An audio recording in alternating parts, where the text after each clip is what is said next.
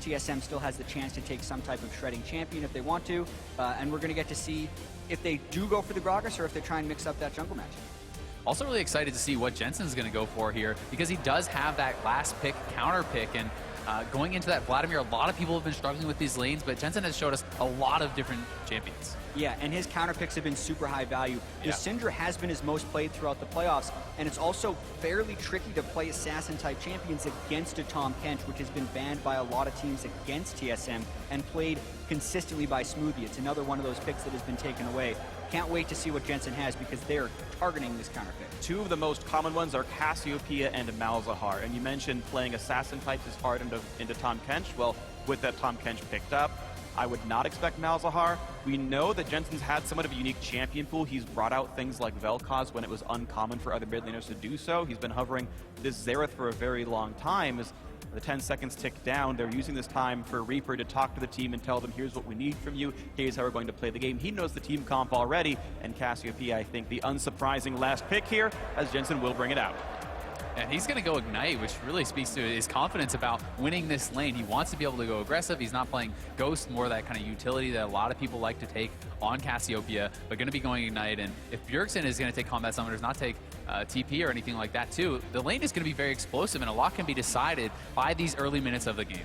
Yeah, and I really want to see how well C9 can use the pick potential of the Trundle and the Ashe to focus towards Jensen's lane even more so, because if Bjergsen gets going on Vladimir, we've seen Pobelter, we've seen in the European finals, Vladimirs have been getting absolutely out of control, and they don't necessarily have a great late game answer to that. So that's why I think the Ignite is taken in lane, and I expect some very heavy focus on the mid lane in this first game. As long as the gank's going to happen, if you can make Rek'Sai and Cassiopeia train down on a Vladimir, then good for you, but it's been difficult. One of the reasons that Vladimir's been so popular as an early blind pick mid laner, because you rely on your outplay ability to get away from those matchups and not get killed off at all.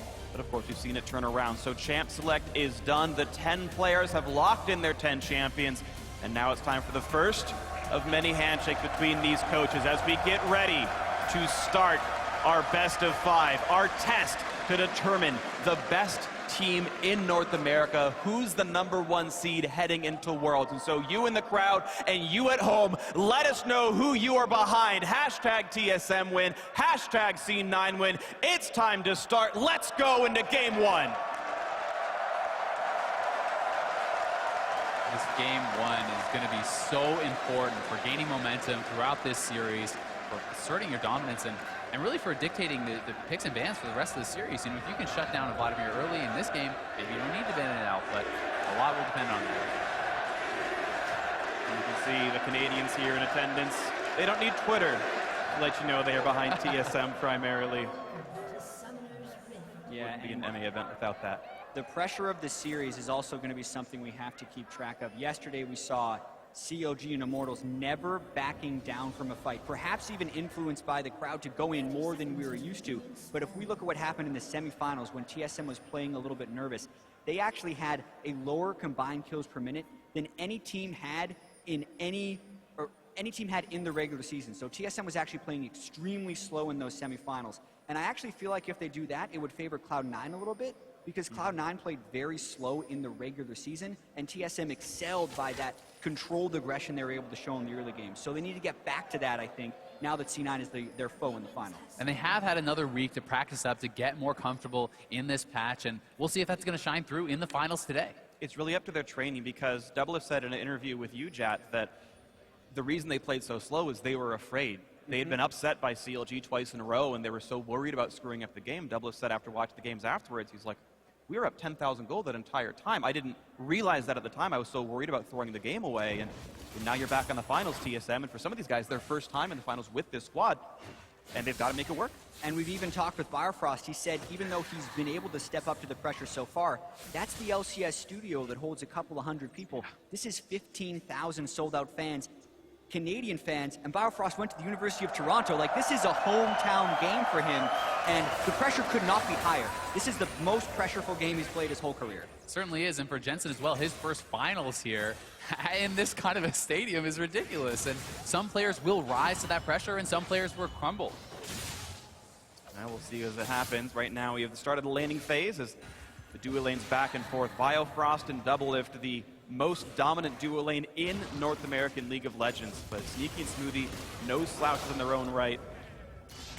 Doublelift, though he's still new to Jhin competitively, did win the game he played on it as they trade back and forth, get some damage onto Sneaky. Yeah, and to me, his Jhin looked incredibly clean. Like, he's put in a ton of games on this champion. So even though Sneaky was the first one to pick up Jhin, by no means do I feel like Doublelift is a slouch. And just based on this lane matchup, I feel like the Tahm Kench is a little bit better than the Trundle here, and I'm expecting TSM to have a little bit of lane pressure at the start. I also think it's pretty interesting because Sneaky is so known for his Jhin, and Smoothie has made a name for himself on Tahm Kench, so they're extremely familiar with the champions that they're going up against, and you have at times seen people kind of get caught off guard, you feel, by playing against Tahm Kench, and this is not something that should happen whatsoever here. Yeah, and I also want to talk a little bit about the two melee supports, because we spent a lot of time talking about range supports throughout the regular season, and then TSM did triple melee supports all throughout the semifinals, and actually split to Lost Lane, which is a big departure from the giant CS differential they had during the regular season. Ooh. Oh, really Last nice attack by trade. Hanser not worth. Yeah, he let Impact get the grass pit off, which is just worth more than a phase dive. Corruption Potion might be able to sustain him up, but that's great for Impact. But here we go. That's the exact thing you can do with Tahm Kench if you ever get pillared off. But basically, if they do try and get too aggressive in the bottom lane, the junglers could very well punish, which is one of the reasons we're seeing fewer duo lanes try to get that CS lead via a ranged support matchup, because the melees are better at gank follow-up, and the junglers are just super strong at ganking in this current meta. Absolutely. Gragas and Rek'Sai both have flash into some kind of knockback, and life gets hard when you've already been CC'd at the start of the push. So right now, gold has been close to equal. Looking at the two mid laners fighting back and forth, and it's Jensen and Bjergsen, the two Danes in the mid lane, and it's a very, very tight timer right here. Only a 3 CS difference, but a slight lead for TSM's reigning MVP mid laner. So far, so good. Pretty equal game. And it's Saren to make the first move into the enemy jungle, getting some vision down there. A couple of wards on the top side allows Hanser to play much more aggressive. You can see as levels go in, Jensen getting those extra skill points in Twin Fang starts really bullying the opponent out. Yeah, we do have to point out that he did switch out the Ignite for the Ghost later on, so he's going to still have that teamfight presence. But even then, you have to respect Cassiopeia's damage in lane because of the Twin Fang spam. If you ever get caught out, she will run you down, and he'd also be at risk of a dive if they really got him low. The blue buff here too is massive. Cassiopeia does so much damage, but you're really heavily gated by your mana, especially before you have a tier, and he's not going to have to deal with that because he got gifted the blue buff, one of the advantages of having Rek'Sai. And it was a you might get him! He won't quite die to the poison, I don't think. Oh, he does! Oh, he burns down! Bjergsen did not expect the output, and Jensen claims first blood at level 5. The solo kill on Bjergsen, the MVP, to start things off. What a play by Jensen. And we were kept talking about the danger of the early Cassiopeia and the sacrifice Meteos made to give that blue buff early. They also gave away vision in their red buff jungle to make that power play in mid happen, but it's just an outplay at the end of the day by Jensen. He gets just enough damage down to Bjergsen. Bjergsen wasn't burning his summoners to dodge it because he thought he'd be able to leave, but it was that minor miscalculation on a huge stage. Yeah, and he's moving forward, and Jensen, with no fear, pushing in, gets the last tick off. I really feel like Bjergsen was hoping to be able to get a Q off there because it was empowered and he could heal, but he just was between two decisions of saying, Jensen, you have to sit in turret. He realized he wouldn't be able to get the Q off and it was too late by the time he ran away. And it's a hard choice because that W, yeah, you avoid any additional damage, but you actually deal damage to yourself when you do use it, so that actually caused him to burn down, and really big deal there for Jensen. He needs a big start here on the Cassiopeia. And now his start's going to be huge. He's got 1,000,000 mana. Even though his blue buff is timed out, he's not only got the Tear of the Goddess, but also now the Lost Chapter for the extra mana regeneration. And you were mentioning earlier the fact that Ignite might have been important against Vladimir, but Cassiopeia is a naturally Morellonomicon user. She'll get the healing debuff on him anyway by the mid game once the item comes through, so the healing debuff will be there. And C9, in one of the best starts they could possibly have, getting these items in early for their star mid laner, their carry. Certainly, especially when you consider the fact that C9 is running such a tank-heavy setup. There's a lot of onus on Cassiopeia, on Ashe, to actually get that damage out. And it's such a huge boon for Jensen to get that kill on a Bjergsen, because we've been talking about so much pressure and momentum that goes into this. Not even having to burn a summoner for that solo kill. In this two-threat composition with a strong tank line, we see teams completely trying to funnel kills into those damage dealers. Yeah. And when Jensen gets one on his own, boy, it's nice to have a mid laner like that. Full mana, Lost Chapter, thank you very much. It's really just been a difficult road ahead. Bjergsen doing the best he can to keep up in farm, but once again, gets the pain train down. If you land the Noxious Blast, the Q from Cassiopeia, you'd get a move speed buff and you chase him right in. Yeah, and it's so tricky right now because Svenskeren, you really want to visit that lane, but the vision control is being pushed up into their jungle, so TSM is a little bit restricted from being able to gank there. During the regular season, Svenskeren had a really high jungle proximity percentage towards mid lane. 27% of his pre-50-minute time was spent within 2,000 units of Bjergsen. That's dropped off in the playoffs because they have different focus. C9's has gone up, and it's more evident than ever that they kind of need that in this game after the solo kill, but it would be incredibly dangerous. Speaking of danger right now, trade back and forth in the bottom lane, but Biofrost just shepherds double lift to safe. Here he is. Here comes the attempt. He's going to get the knockback in. A lot of damage. Jensen flashed the way. He's running for dear life with the Ghost and gets run back around on Bjergsen. Decent damage. And now Meteos in the fray as well. 2-on-2. Shenalty comes in, and suddenly TSM in a 2v3. They don't like this one. The flash. Oh, he doesn't quite land it, but the arrow from downtown. Sneaky secures it. However, the trade kill comes back through. Nicely done by Bjergsen, picking up Jensen, making it a 1-for-1, and as Haunter walks down, actually a decent trade. Beautiful team coordination by C9. We talked about the mid lane focus, and every lane assists in that kill on the turnaround gank. That was the danger Svenskeren was going to undertake by going for that gank, and it backfires.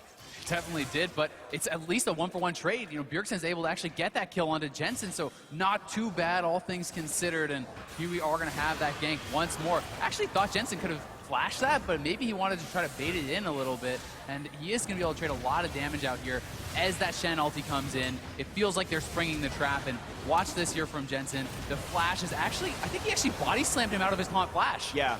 He taunt flashed into a body slam. That's and so well done.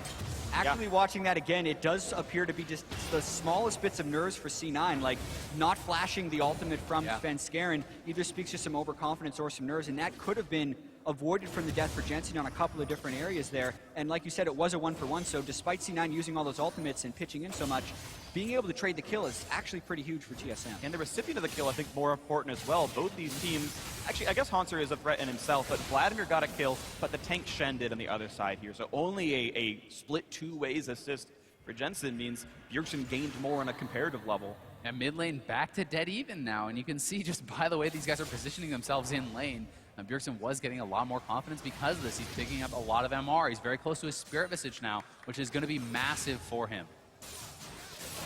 We walk back into this game as Impact just trades blows with Haunter, but you can see sort of the payout that's been happening. TSM, the gold deficit only 300 to 400 despite being down a kill. They're farming quite nicely for themselves.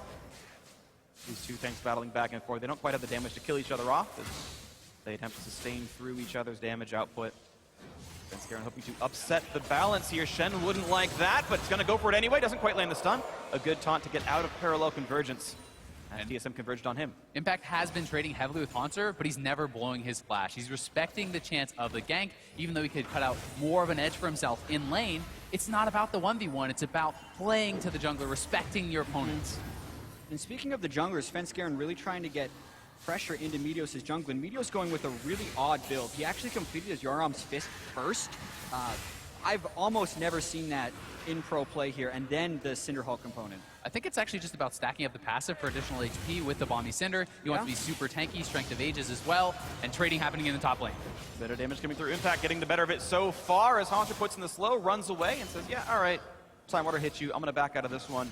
Yeah, I think as you talk about Meteos' build, I've seen him build that item specifically several times, that it's not just as a necessarily a component of Titanic Hydra. He just sits on it quite a while. It was his first item after his jungle starter, so a lot of times you'll see the Sightstone or the Cinderhulk, but I understand the stacking component, and fights are happening. Hawks in a bad spot, but also a nice fight in the bot lane. The pillar catches Biofrost, who doesn't have a way out, and just dies! Doesn't even pop the gray health, and now Doublet's in danger! He's gonna go down! A double kill for Sneaky! C9 2v2 outplay in the bot lane. They don't get one, they get two. And that is such a huge swing right there, because we've now seen 3 essentially solo deaths from C9 over TSM. TSM's greatest asset throughout so much of the year, they've been saying, is their skill in the solo lanes. But if any team was going to match them, it was going to be C9. And right now, C9 is surpassing them. And at the same time in the top lane, Impact actually forced out Haunter's flash. They're getting advantages all across the map. What a game so far by C9 as we watch this 2-on-2 again. Yeah, and Biofrost gets caught by the pillar, doesn't use his stick skin in time. Doublelift was sticking around thinking that fight was going to extend. Doublelift didn't heal either. That was just a miscommunication and lack of using the skills properly, and then he just gets hit by the arrow. So everything goes wrong for TSM in that duo.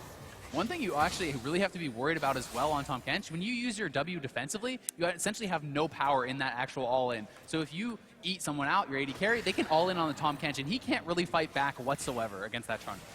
And it's Grasp the Undying on Trundle. He's actually a better fighter. The keystone usage by Smoothie makes him really, really strong at the 2-on-2. Got an extra chunk down on a double lift. Help guarantee the kill came through. Sneaky still has his heal up. Double lift the same. Biofrost has his exhaust in case another fight does happen, but that cooldown's not terribly long, so Smoothies is up pretty quickly. 2,000 gold lead, though. Cloud9 sizably ahead right now, and honestly, against many expectations, C9 winning in this final, hoping for their third. Well, specifically the way they have pulled ahead by 2,000 gold as well, with a solo kill from Jensen, and then a dual lane 2v2 double kill by Sneaky and Smoothie. These are individual outplays by C9, and now the question will be, can they use team play to extend this lead against TSM, because that has been their biggest criticism throughout the year, is their ability to play as a team and close out games. Obviously, it's just 2,000 gold in 13 minutes, but they do have a lead, and to win, they need to extend it. Looking to extend it now in the mid lane. Bjergsen not in a happy place. Thankfully, finally about boost of speed for himself. Sometimes you get these breakpoints where Cassiopeia is passive, which gives her movement speed instead of buying boots. Sometimes just gives you this break point where you're just chasing people down, you can't handle it. Bjergsen with a bit of move speed now is going to have a little bit better time running away from him. They have been trading farm pretty equally back and forth for the last few minutes. And it does feel like now, with that flash down on Haunster, Impact has the edge in the... Oh, wow. There's actually a really nice pillar there in the bot lane. It was actually Jhin ulti came out, and Smoothie just pillared him out of it immediately. Well, he got rooted, but doesn't go for much more there. Could have been a tight timing, but nothing quite happening. The junglers right now a bit far apart. Rek'Sai just on the east side of the jungle, and Svenskeren just backed up, recalled, and got a couple of ruby crystals for himself. We'll see who the junglers go next, but the funny thing is, 3 of the 5 kills this game have been without jungler intervention at all. It's just been heads-up, lane out plays, 1-on-1 in the mid, 2-on-2 in the bot. And it's just, all right, guys, enjoy your farming. We'll take care of the work from here. And now they may even be able to get the first turret, but sometimes this can be used as a bait. Here comes Svenskeren and 2 more. Here we go, the pillar and the exhaust. Sneaky gets the Shen ulti. Here comes the body slam. Could be an easy explosive cast. Knocks him back in. Bad days ahead for Sneaky. 1 kill. The root and the Smoothie could make it a second, but Impact here to hold him up for a little bit longer. Flashes away, stays alive. Just the 1 for 0, but still advantage TSM. Bjergsen's coming in. Flanking under the turret pillar to keep him away. How much does he want this dive? They want the first blood turret gold, I think. I think they're just going to try to zone them off. Every one of TSM is down in this lane, and C9 be a bit foolish to defend, but too. Jensen finally showing up. It's a 4-on-5. The root onto Impact, half HP onto Shen. Pharaoh does a bit more damage, but now, yep, Bjergsen having to... Oh, Haunster, watch out, taking a lot of damage. The flash knockup. Oh, bit out more than he can chew, but Biofrost takes a bite out of Crime and takes him back out. They re-engage. The snipes out of double lift. It's going to be a shared tank, and Smoothie eats the last bullet, and C9 able to just barely walk away with their lives. Sneaky has respawned. He's here to join the team once again, but TSM with a health bar lead. Even without getting an extra kill, this could still be mission accomplished for TSM if they could get that bottom turret. Otherwise, C9 is going to sneak away with an incredibly close fight. They've actually recalled a few people, and here comes Meteos. They're probably going to stop that turret. Yeah, they defend. What a close fight there. C9 holds on. So much tension in these games towards the first turret blood, and that's really what started this whole fight in the bottom lane. Biofrost goes in with Jhin. Sneaky has no flasher in the previous fight, and Svenskeren beats them to the punch. Just the power of Tahm Kench getting right in there, delivering the AD carry, 3 men out of nowhere. TSM faster on those TPs, and Jensen, he has to roam down so far. It's just a really well executed play there from TSM, but it looks like C9 may get that first turret anyway. Sneaky back on the lane with full health, goes for the damage, gets it down. 1,100 gold to C9 for getting the first turret of the game. And you can see Cloud9's gold lead now over 2,000 because of this. Meteos lurking around to the side. He knew Svenskeren was recalling on that brush. He pops the sweeper and gets rid of it. You had both junglers there in case something did happen. Meteos once again spots the enemy jungler and just jumps out towards the Drake pit.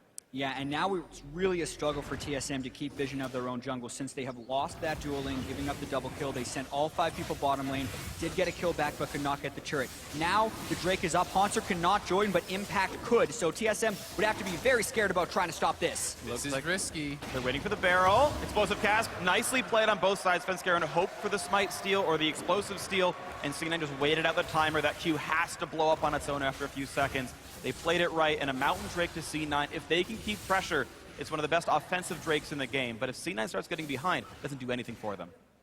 Yeah, as far as late game win percentages, it's actually the best by quite a bit. Getting the Barons, getting those turrets, it's all about objectives in the late game. That is what it helps you to do. And Haunter now basing will pick up his Triforce, and this is a key moment in this matchup. It's a time where finally you get to start battling back.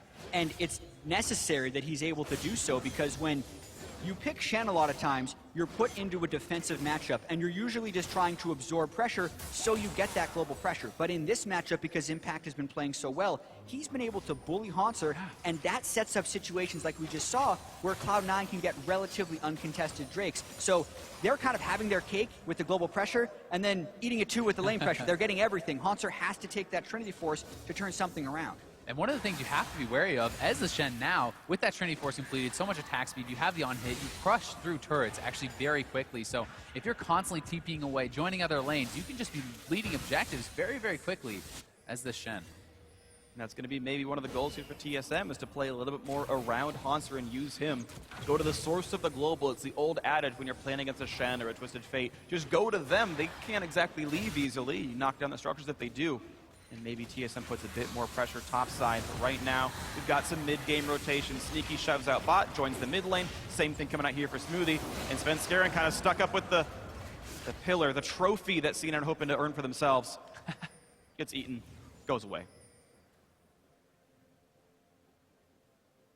Becoming a pretty tense game here. C9 did jump up to those early lane kills, but it hasn't necessarily snowballed ahead in CS. And I feel like TSM is trying to control this game a little bit. The pace had been getting away from them, even though they were a fast-playing team in the regular season. They haven't been able to get control early, and you do have to slow the game down a lot of time if you are behind to hope you can manufacture some kills. And C9 really looks like they're on the hunt for more of those kills. They want to keep things going. Smart flash by Svenskeren. Ooh. Arrow was there. If the taunt landed, the arrow would have lined up perfectly. That's coordination between Impact and Sneaky. But if he hadn't flashed, he would have died. Svenskeren would have been dead, but he made the right choice going for that one. No Rift Herald picked up this game, and you see the lane swaps that came through. C9 eventually sending their dual lane topside. TSM making the right choice to not match that. They're behind. How about they take a turret instead? That should be a 1-for-1 turret trade eventually. Though C9 are a bit slower on the play, this should likely fall down shortly. Yeah, and it's going to be pretty tricky for TSM to defend, but I actually feel like they're going to be able to, because they're swapping back Doublelift and Bifrost, and C9's already been punished for trying to finish a turret while Tahm Kench was on the way in the past. Yeah, they could actually look for a play here with Jhin ulti available, Tahm Kench ulti available. If they actually stay too long here, C9 could be in trouble, but I think they sense it. They're backing off. Don't want a repeat of that bot lane fight. It looks like C9 are waiting until the map resets a bit more. For one, Enchanted Crystal Arrow is still down. For two, wait till Haunter's over in the bot lane so you can use the global advantage that Impact has by stand uniting, teleporting back, whatever he needs to do. Right now, Impact is pressuring bot lane, so Haunter must join him, and now C9 can try to face that 2-on-2 one more time, and maybe this time they'll actually get something for it. Looking at the builds as well, Doublelift has Ghostblade and the Serrated Dirk, so he's almost where he wants to be. It'll be interesting to see if he goes for a Maw or a Duskblade, if he's worried about being dove on top of. Aside from the Shen and the Rek'Sai trying to dive in, they don't have the greatest ways of punishing the low mobility carry, so I wouldn't be surprised to see a Duskblade. I also think in combination with the Tahm Kench, right, that's even more safety, so I would prefer the Duskblade here. Both are obviously very viable, and I just think that Tahm Kench, you need to use that support to allow you to be more aggressive, and a good way to do that is through your builds. Definitely agree. I think we expect to see the more offensive build of the two. Only really 2 items it can turn into at this point, so we'll see what it ends up being. 2-on-2 still battling back and forth, and it's still been a fairly close trade. The Hurricane done for Sneaky means he always has the wave clear edge. He can get out of that lane. You see it. He's walking down the river past the Scuttle Crab looking for a chance on mid lane. Drix would have to pool under the Enchanted Crystal Arrow, but even that could give mid lane pressure.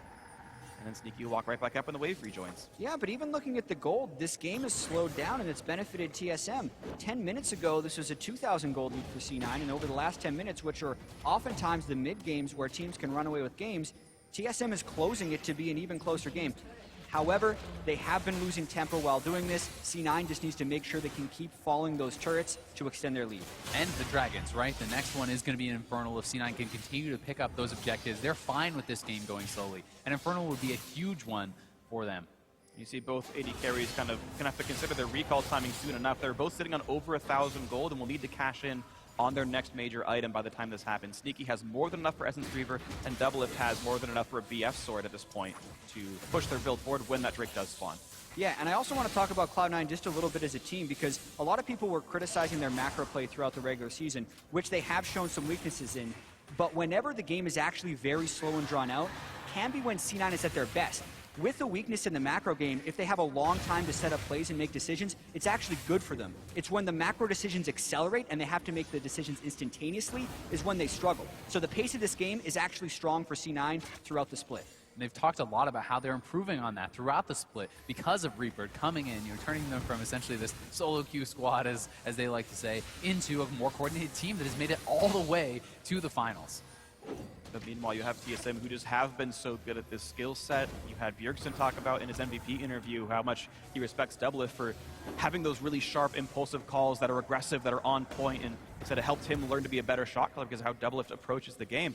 And here we have them squaring off for a Drake. Yeah, and we know C9 has a small advantage. They've been battling over wards. This is where TSM has been able to excel for most of it, but Doublelift just recalled to finish his Duskblade, and they're probably losing this Drake. He's not at the right time. The Drake does go down. Svenskeren down to half as well. Pillar helps with that, but Arrow the arrow is in this one. But a nice chomp by Biofrost. Says, yeah, what's Ash going to do when I eat your prey away? But now here comes the attempt on a turn. A lot of hits come through. Shenalty to join this one. Stand United going to be there. And here's the 5-on-5. Bjergsen exhausted, has to kite away. Maybe there's going to be a bit of a re-engage as the Dancing Grenade comes through. Hits a few members of C9. Atan comes back in, looking for damage on a Biofrost. Pops the gray health. Impact's going to take the Duskblade. He's going to be all right with this one. Svenskeren now low, under 1,000. Smoothie, dangerous as well. The flash in, but he hits the wrong target. Doublelift does not click the right champion. Could have gotten a kill. Instead, they all walk away. Only the Drake losing its life. But now suddenly Hanser back in this one on the front line. He's all alone. He's out of health. Oath back in. He can't quite kill off Smoothie. And another huge mistake. TSM overstepping. And for once, we don't see TSM acting as a team. Hanser thinks the fight's still happening. The rest of TSM goes to push mid.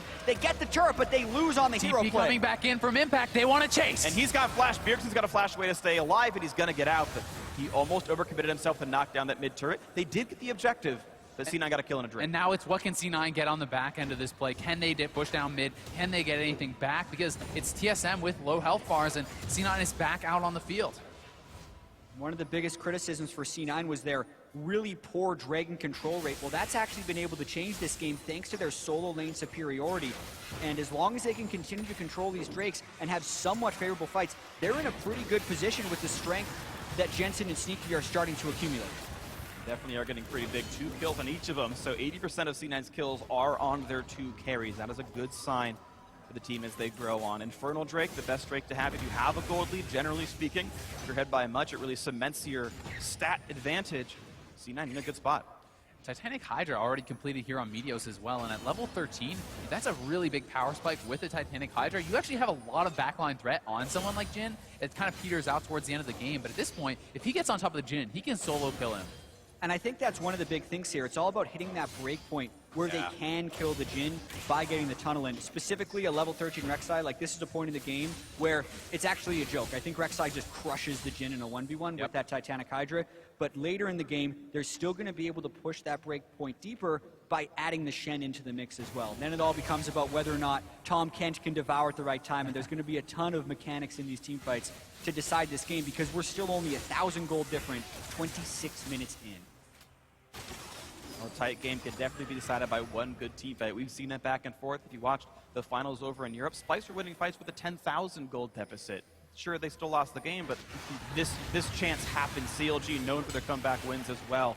The best teams can still make it work, and we know TSM are one of the very best teams here in North America. as he looks to make this comeback happen in game one. The opening up. Gonna hit Smoothie, slow down. There's a nice body slam in. Looks for Jensen, but the explosive cast does not put him into the team. So far, so good for Cassiopeia. Flashes out, stays alive, dodges the snipe, and the fight is in. Sneaking with the Hurricane, looking for damage. There's a flash knockup. They're gonna go for Biofrost. That will be TSM's Canadian support. Going down, they find one. They're looking for two. Bjergsen's caught up. There's two for C9. 7-2 on the scoreboard right now, looking towards Baron. Would be very risky still to go for that Baron. Can they actually do it this early in the game? And some bases are happening. Meteos could all back. They do have Cassiopeia and a Mountain Drake, so the threat is very real. They want it. Full health. They can start it, and they're going to force Doublelift, Svenskeren, and Haunter to stop them. Here comes the attempt. Void Rush back in the mix. Impact full HP. Looks for a knockup. Can't quite get on Svenskeren, but it's still TSM low on health. Baron didn't reset. 3,000 health. Svenskeren's not in range to steal. They got it. C9 gets the Baron. They've got a 4,000 gold lead and a catcher on Haunter. They force his flash. Debilitating Poison wasn't there quite in time.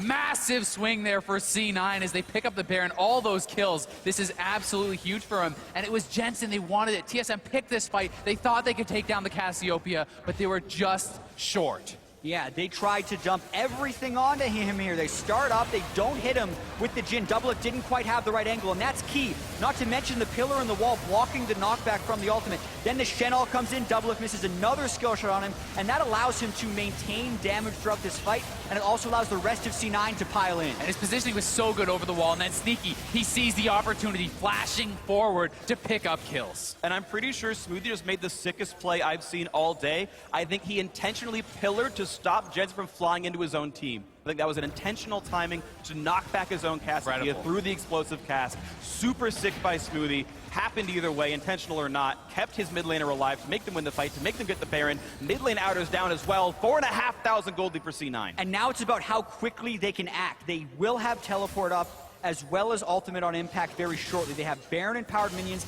and TSM, while they do have wave clear, it's not incredible, and C9 does have the ability to just push down these turrets with brute force. Down to half HP already. Smoothie tanks the snipe, doesn't care. Deadly Flourish, not able to do a trundle right now. This turret down to 15%. Bot lane slowly getting worked on by impact. And one thing C9 has to be careful about, it's a two-carry comp. Their comp is so revolving around Sneaky, around Jensen. They don't have their flash up on either of these guys. They need to be super careful because if they go down, gold lead or not, Baron buff or not. Yeah, the initiation could be womboed between Svenskeren and Haunter if they can get onto the damage dealers. If not, it could actually mean the end of the game with a Baron buff up. If TSM engages and fails a team fight, it's over. So that's why I think they're being pretty conservative. They know the game is still within reach, and they're just trying to mitigate the damage this Baron power play does. And meanwhile, Cloud9, I think, playing the proper amount of reserve. They've gotten some significant turret chip down, but they also know this Mountain Drake spawns in 3 seconds. They peel off a little bit early to make sure the wards are there. This entire jungle, you can see the red health bars from wards. C9, one last stab at this mid-turret because they found the rotation, but there's a Mountain Drake waiting for them now, number 2 to be picked up. Focus on objectives, calm, collected play here from Cloud9, who does not seem to be affected by the nerves at all. And I would have to say that it looks like TSM is a little bit affected by the nerves. Uncharacteristic solo and duo deaths in the early game. Yeah. Poor angles on a lot of the skill shots in that critical team fight from Doublelift, opening us up his curtain call on the edge so that Jensen could just simply flash away from it, and then also missing his skill shots later in the fight. More misplays than we're used to seeing from TSM, and C9 is punishing them relentlessly. You truly are. You're seeing a incredible start to this match so far. The fact that it began with a level 5 solo kill and C9 have never dropped the gold lead ever since then. This Baron buff still on for a few more seconds, and it will be enough to also knock down bot lane tier 2 TSM. Just don't have the wave clear and the movement speed to get these objectives in time. Keep in mind, Cloud9 even kills them faster thanks to these Mountain Drakes, and it's just a world where TSM can't keep up. These item breakpoints are coming in so quickly for C9 off the back of this. GA just gets picked up for Meteos. Impact Vision is his third item. You know, we have almost a 4-item Cassiopeia here at 31 minutes in the game. This guy is going to be a menace in the team fights. Definitely will be. This is a scary thing right now if you're a TSM fan, because this game is getting farther and farther out of hand. Baron buff time's up, but the power play itself was quite good. Several turrets picked up, several thousand gold. And as the map resets, there won't be any more objectives for quite a while. It's 3 minutes on Baron, 6 on the Drake, so it's going to be basically contestable objectives, these turrets that TSM can hide under and defend themselves. And it'll be a question of how much C9 wants to try and push the tempo. With double Mountain Drake, they have such pressure innately around Baron because they can kill it in under 10 seconds very easily with double Mountain Drake Cassiopeia. But they still have Ash Arrow and Trundle Pillar, so if they really wanted to, they could try and aggress and catch TSM while they're waiting for this Baron setup to happen. And so much of it is just going to be about the vision around Baron. They must maintain full vision control to look for those picks, to look for the sneaky Barons, and really force TSM in a situation where they have to make kind of that lose-lose decision. Do you face check in? Do you just let it go? There's only so many vision tools for TSM. You can throw some barrels from Gragas over the wall. You can snipe with Jhin. The shots reveal as they go through the distance. You've got one blue trinket, but only one on TSM right now. It is honestly a bit hard to see what's going on. In situations like this, when you're the losing team, you often see 2, in rare situations 3 blue trinkets because you need to be able to cycle your vision towards Baron. You look at what TSM sees right now. Nothing in the river. TSM was setting up beautiful Baron baits against COG last weekend. Well, C9 is in a position to do the same to them. Yeah, and we'll be interested to see if they do make that swap as Baron does spawn. Still a minute 30 before it is up, and you know, if C9 is still looking in that area, we may see TSM make the swap. Sure. Any pro will tell you can start this early if you want to. Wards last 2.5 minutes, pink wards last forever, and they're playing it so well. Like, now look at where C9's vision is. TSM to go past their own jungle, then to the river, then to Baron, and the 3 phases in a minute and a half probably not going to be successful here for TSM. They may take option number 2, push straight up mid and try to force the team off of Baron, try to force the team to come to you, which is also very risky when you're at this much of a deficit. And you keep talking about the items. It's another one completed, the Infinity Edge being finished for Sneaky. Makes even the brute force team fights advantageous fights for C9. I really feel like TSM has to pull off some type of crazy maneuver, or C9 has to really fumble an initiation because the item difference is actually even greater than you would think a 5,000 gold difference would be. Jensen even has enough mana, or money I should say, to finish his Archangel staff. Ben's caught! Yeah, and because Ben's caught, the flash into Devour. Biofrost keeps him safe for now. Bjergsen exhausted, running away for dear life, but Sven still burns down the poison. Beautiful Just pillar! too much for him. Pillar to buy a bit of time. Huge knockups, and here comes the backline access. C9 have already picked up one, but how many more can they really get? The snipe comes through, Meteos takes him out, and it's gonna be a whitewash. No one from TSM can stand up to the damage output. Incredible fight, and even though Biofrost saves their jungler temporarily, they used the Eat there. He had to use his flash, they used so much, and C9 saw the cooldowns used, and they committed to the fight. And you have to kind of wonder why TSM was up that far on the map. They didn't even have vision behind them, and they were up there. Sven Skaran gets caught at the start, and with C9's immense lead, they just chased them down. I loved Smoothie's aggression with the Flash Pillar and Impact's willingness to ult the support to secure the big fight. And with respawn timer still coming through, C9 already available to knock down Baron Nashor. 2, 3, 4, 5, and TKO. That's Baron knockdown for C9. The quick recall to reset, and what could be a game-winning push over the next 3 minutes.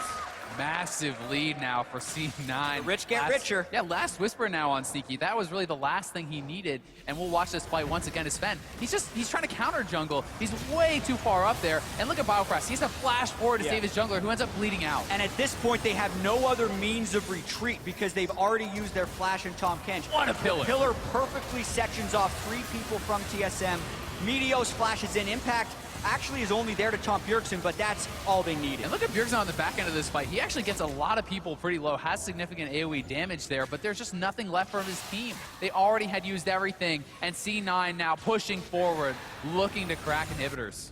2 available inhibitor turrets, specifically top lane tier 2 is still alive. We'll see how much C9 can get. They've reset, they bought the items. If they want to go back and grab Elder Dragon, they can. And it's just based on what they think is optimal with their shot calling. Do you want to double up the 2 buffs? Do you want to grab Dragon at the end and keep the push going for 2 more minutes afterwards? That's just up to how they think they can pressure the map. Yeah, Impact split push pressure should be able to take a turret against Haunter. That should be a bit of a duel.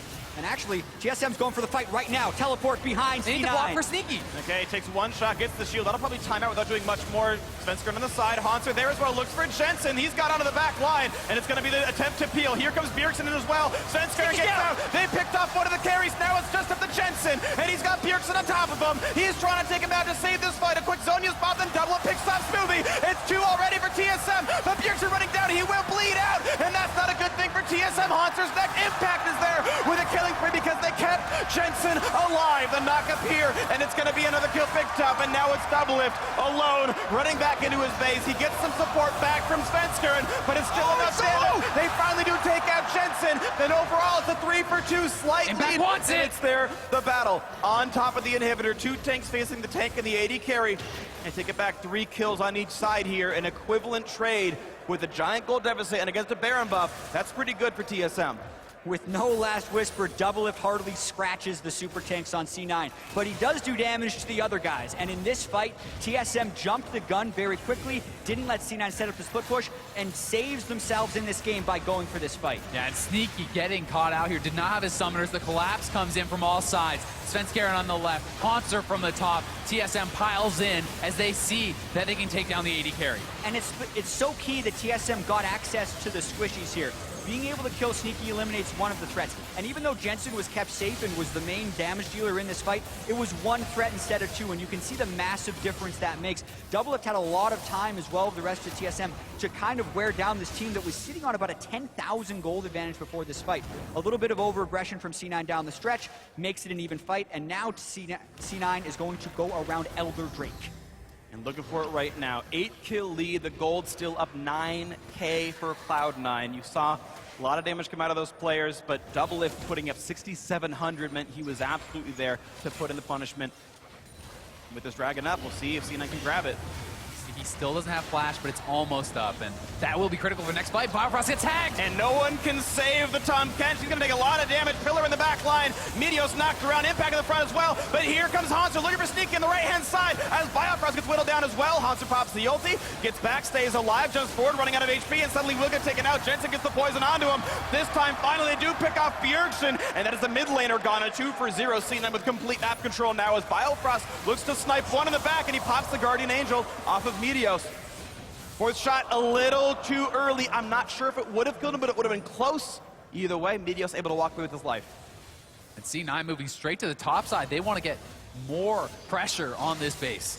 Fights that start with Biofrost having to devour Svenskeren are not good fights for TSM to be having. He's trying to get vision, C9 is punishing it, and now instead of going for Elder with the double mountain, they're opening up the inhibitors. It's going to be inhibitor number 1, absolutely. Still 20 seconds on the solo laners of TSM. Cloud9 gonna go for Nexus turrets here. They don't want a dragon. They want game 1 right now on the Nexus turret number 1. 3 going down versus 5. fast. Damage on a Sneaky. Double mount Drake certainly helps. Turret number 2. 5 seconds on Hanser. Here comes the engage. And just barely Doublelift stays alive. But look at the damage up. He's already picked up Tom Kench. Here comes Hanser. Nexus turret still alive. Damage on a Smoothie. They've already picked up 3. And suddenly C9 taking a little bit too slowly. Smoothie burning down. Hanser stays alive as well. Merlin helping certainly a little bit here. It's a 5 versus 2. The solo's trying to keep it up. Bjergsen burning down. He's going to lose his life. That's it! As they go. And game 1 goes to Cloud9.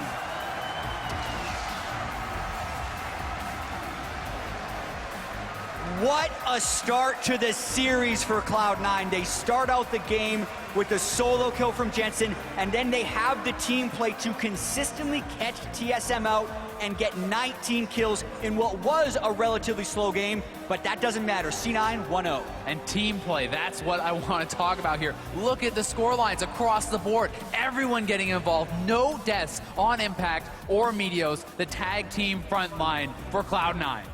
And even at the very end, the clutch call to say, it's only -2, the minion wave's kind of small, do we really go for the Nexus here? And C9 made the right one. They played the fight properly. No one died in the final Nexus push. They got 4 kills consecutively and got the Nexus at the end of the day.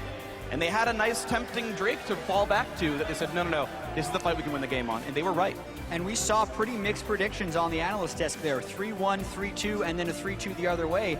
And the people that were thinking it was going to be a 3-0 for TSM were thinking, oh man, they have the macro play and they have the best players. But that can be put into question when they're getting solo killed in the lanes. And if C9 can win the individual lane matchups, it is anyone's series.